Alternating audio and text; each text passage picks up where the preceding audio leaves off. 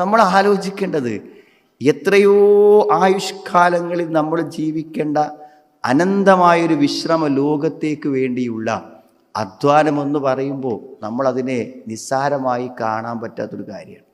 സൂറത്തുൽ മുഅ്മിനൂനിൽ അള്ളാഹു പറയുന്നുണ്ട്, ചില ആളുകൾ ഇവിടെ നിന്ന് പറയും റബ്ബന ഗ്ഫിർ ലനാ, റബ്ബേ ഞങ്ങളുടെയൊക്കെ പാപങ്ങളൊക്കെ പുറത്തു തരണേ എന്ന് ആത്മാർത്ഥമായി പ്രാർത്ഥിക്കുന്ന ചില നിഷ്കളങ്കരായ വിശ്വാസികൾ ഇവിടെ ഉണ്ട്.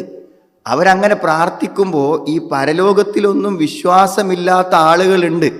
അവർ ഫത്തഹ്തുമൂഹും സിഹ്രിയൻ, അവരിവരെ പരിഹസിക്കും.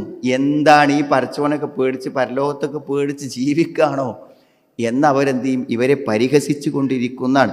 വകുന്തും മിൻഹും തദ്ഹഖൂൻ, നിങ്ങൾ അവരെ കളിയാക്കി ചിരിച്ചു കൊണ്ടിരിക്കുകയായിരുന്നു എന്നാണ്.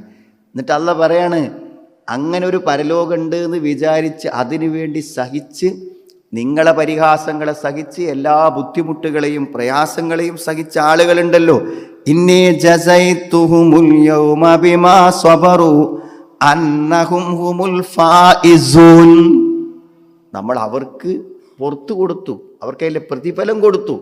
അങ്ങനെ പരലോകത്ത് ആ പരിഹാസ വിധേയരായ, പരലോകത്തിൽ ആത്മാർത്ഥമായി വിശ്വസിച്ചത് സത്യമാണെന്ന് വിചാരിച്ച് പ്രവർത്തിച്ച് പ്രാർത്ഥിച്ച ആ ആളുകൾക്ക് അള്ളാഹു പ്രതിഫലം കൊടുക്കണം. എന്നിട്ട് അവരോട് ചോദിക്കും, കം ലബിസ്തും ഫിൽ അർദ്, നിങ്ങൾ എത്ര കാലം ഇവിടെ ജീവിച്ചു എന്ന് എന്ത് ചെയ്യും? ഈ ദുനിയാവിന് വേണ്ടി ജീവിച്ച, പരലോകത്തെക്കുറിച്ച് ഒരിക്കൽ പോലും ചിന്തിക്കാത്ത ആളുകളോട് ചോദിക്കുന്നു, എത്ര വർഷം ചോദിച്ചു? അപ്പൊ അവരെന്താ പറയാ? ഖാലൂ ലബിസ്നാ യൗമൻ ഔ ബഅദ യൗം ഫസ്അലിൽ ആദിയൻ, ഞങ്ങൾ 1-2 ദിവസമാണ് ഇവിടെ ജീവിച്ചതെന്ന് പറയുന്നത്.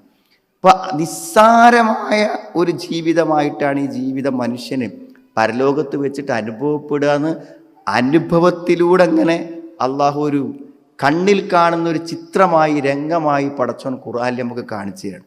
എന്നിട്ട് അവസാനം ചോദിക്കുന്ന ഒരു ചോദ്യമുണ്ട്, അഫഹസിബ്തും അന്നമാ ഖലഖനാകും അബസ വ അന്നകും ഇലൈനാ ലാ തുർജഊൻ, നിങ്ങളെ ഞാൻ വെറുതെ സൃഷ്ടിച്ചതാണെന്ന് നിങ്ങൾ വിചാരിക്കുന്നുണ്ടോ?